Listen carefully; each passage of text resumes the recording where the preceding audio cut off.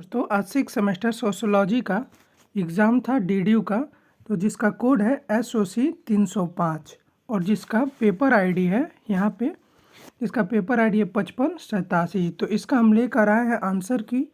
तो चलिए आप अपना जो एग्ज़ाम दे के आए हैं उसका पेपर ले लीजिए और मिला लीजिए कि आपका कितना सही है कितना गलत। तो आइए देखते हैं हमारा पहला प्रश्न।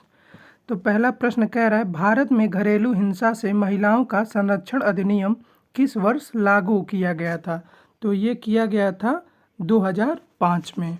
भारत में महिलाओं के लिए विवाह की कानूनी आयु क्या है? तो ये तो आपको पता होगा, पुरुषों का 21 है और क्या है, महिलाओं का 18 है। तो इसका पहला सही हो जाएगा। दहेज की सामाजिक बुराई से निपटने के लिए भारत में दहेज निषेध अधिनियम किस वर्ष लागू किया गया था? तो ये दोस्तों लागू किया गया था 1961 में।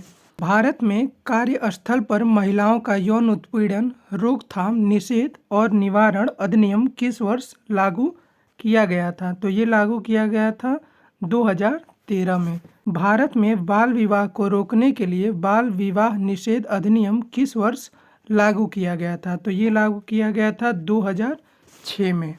अगला जो हमारा प्रश्न है वो ये है कि निम्नलिखित में से कौन सी अम्ब्रेला योजना 2015 में हिंसा से प्रभावित महिलाओं को कई प्रकार की सेवाएं प्रदान करती थी? तो ये करती थी वन स्टॉप सेंटर। चलिए जो हमारा सातवां प्रश्न है उसको देखते हैं। सातवां प्रश्न है, निम्नलिखित में से कौन सा पूर्वोत्तर राज्य भारत में सेक्स तस्करी का केंद्र बनकर उभरा? तो ये था मणिपुर। अभी आप लोग हाल में ही देखे होंगे न्यूज़ में। चलिए अगला है आईपीसी की धारा 498A किससे संबंधित है? तो ये है पति या उसके रिश्तेदारों द्वारा घरेलू क्रूरता और हिंसा के लिए। चलिए देखते हैं नौवां प्रश्न कह रहा है कि थोड़ा बड़ा है प्रश्न, इसको देख लेते हैं। नौवां जो प्रश्न है वो कह रहा है, कन्या भ्रूण हत्या के उन्मूलन और युवा भारतीय लड़कियों के लिए कल्याणकारी सेवाओं के बारे में जागरूकता बढ़ाने के उद्देश्य से चलाए गए सामाजिक अभियान को कहा जाता है? तो ये कहा जाता है बेटी बचाओ बेटी पढ़ाओ को। चलिए अगला देख लेते हैं। अगला जो हमारा प्रश्न है वो ये कह रहा है कि भारतीय संविधान का कौन सा अनुच्छेद पुरुषों और महिलाओं को सामाजिक, राजनैतिक और आर्थिक क्षेत्रों में अधिकार और अवसर प्रदान करता है? तो ये प्रदान करता है अनुच्छेद 15A। चलिए देख लेते हैं अगला प्रश्न। अगला जो हमारा प्रश्न है वो ये कह रहा है कि बाल विवाह निरोधक अधिनियम 1976 के तहत लड़कियों के विवाह की उम्र 15 वर्ष से बढ़ाकर क्या कर दी गई थी?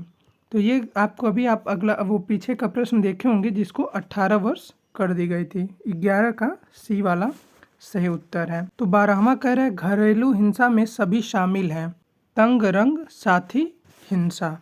72वें और 73वें संशोधन अधिनियमों ने स्थानीय निकायों में किसके लिए 33% सीटों का आरक्षण प्रदान किया? तो ये किया था महिलाओं के लिए।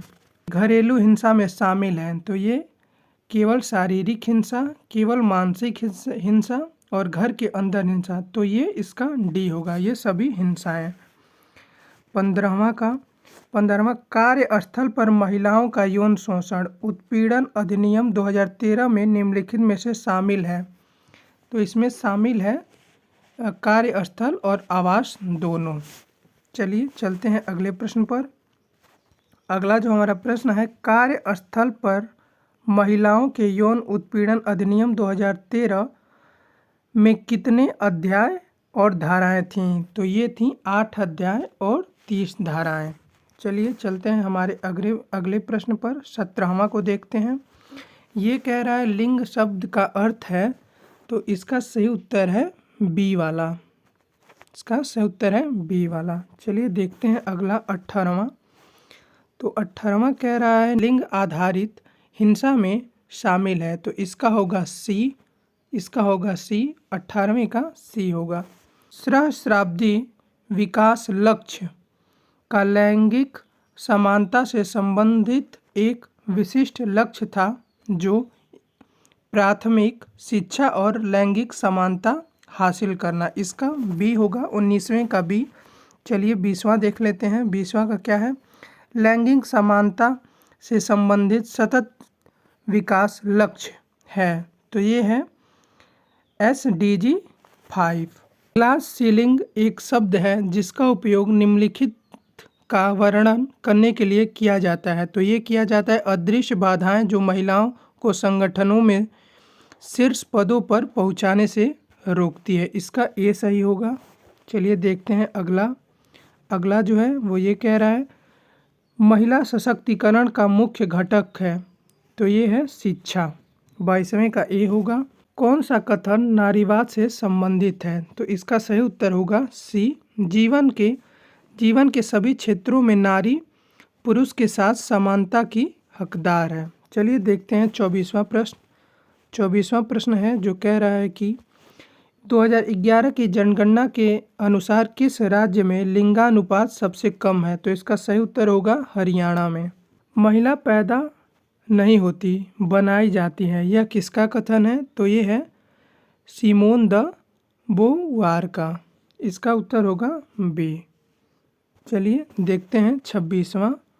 तो 26वां कह रहा है कि आधुनिक समाज में यौन श्रम विभाजन में क्या बदलाव आया? तो इसका सही उत्तर होगा बी वाला, पुरुष और महिलाएं समान कार्य कर सकते हैं। चलिए देखते हैं अगला, और 27वां है।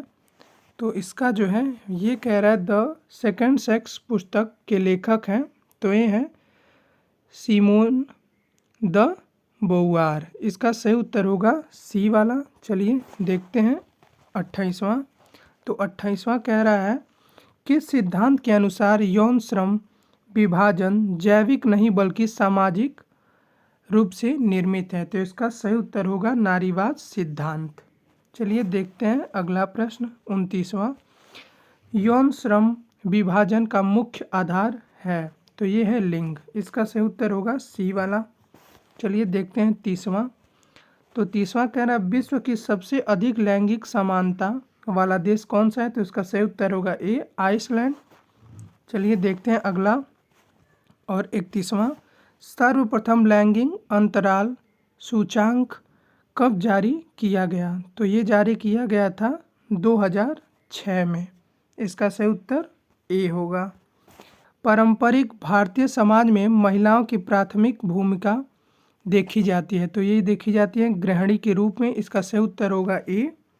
भारतीय दंड संहिता की किस धारा के तहत बलात्कार को परिभाषित किया जाता है? तो इसमें अधिकतर बच्चों ने धारा 376 को लिया होगा, लेकिन इसका सही जो उत्तर है वो ए होगा, धारा 375। यौन राजनीति की पुस्तक के लेखक कौन है? Kate Millett. इसका सही उत्तर होगा बी। चलिए देखते हैं 35वां प्रश्न। तो 35वां कह रहा है सामाजिक संरचना में पितृसत्ता का क्या अर्थ है? तो यह है पुरुषों का प्रभुत्व। परिवार में लड़कियों को घर में कामों में अधिक शामिल करना दर्शाता है लैंगिक भेदभाव। इसका सही उत्तर ए होगा। चलिए 37वां देखते हैं। 37वां कह रहा है परिवार में लड़कियों की भूमिका प्रभावित होती है, ये होती है उपयुक्त सभी। इसका 37वें का होगा डी। चलिए देखते हैं अगला 38वां। तो 38वां कह रहा है निम्नलिखित में से कौन सी योजना सिर्फ महिलाओं के लिए है? तो इसका सही उत्तर होगा ए, बेटी बचाओ बेटी पढ़ाओ। वैज्ञानिक समाजवाद से कौन संबंधित है? तो ये है कार्ल मार्क्स। इसका सही उत्तर होगा ए। उदारवादी परिप्रेक्ष्य से कौन संबंधित है? Stuart Mill. चलिए देखते हैं 41वां। समाजीकरण में सबसे प्रमुख भूमिका कौन निभाता है? तो ये निभाता है परिवार। जेंडर मुख्य रूप से किसका है?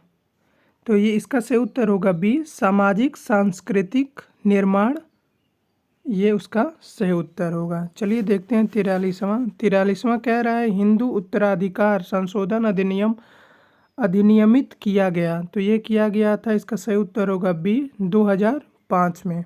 भारत में किस क्षेत्र में सबसे अधिक संख्या में महिलाएं कार्यरत हैं? तो इसका सही उत्तर होगा ए, कृषि में। 2011 की जनगणना के अनुसार भारत में महिलाओं की साक्षरता दर क्या है? तो ये है 65.46। इसका सही उत्तर होगा बी वाला। चलिए देखते हैं अगला जो है वो कह रहा है कि भारतीय संविधान का कौन सा अनुच्छेद पुरुषों एवं महिलाओं दोनों के लिए सामान्य कार्य के लिए समान वेतन सुनिश्चित करता है? तो ये है अनुच्छेद 39D। इसका सही उत्तर होगा ए। चलिए अगला देखते हैं 47वां। ये कह रहा है भारत में महिलाओं में मृत्यु का प्रमुख कारण कौन सी बीमारी है? तो ये है हृदय रोग। इसका सही उत्तर होगा बी। चलिए भारत में महिला श्रम बल में कम भागीदारी का मुख्य कारण है? तो इसका सही उत्तर होगा डी, उपयुक्त सभी। चलिए देखते हैं अगला जो प्रश्न है कह रहा है समान पारिश्रमिक अधिनियम में प्रावधान है कि समान कार्य के लिए समान वेतन दिया जाना चाहिए। तो ये दिया जाना चाहिए, जो इसका सही उत्तर है बी, 1976 में। चलिए चलते हैं अगले और आखिरी प्रश्न पर। आखिरी जो कह रहा है निम्नलिखित में से कौन सा चिपको आंदोलन से संबंधित नहीं है? तो इसका सही उत्तर है पार्वती देवी। वीडियो अगर अच्छा लगा हो तो वीडियो को लाइक करें, चैनल को सब्सक्राइब करें। मिलते हैं अगले वीडियो में।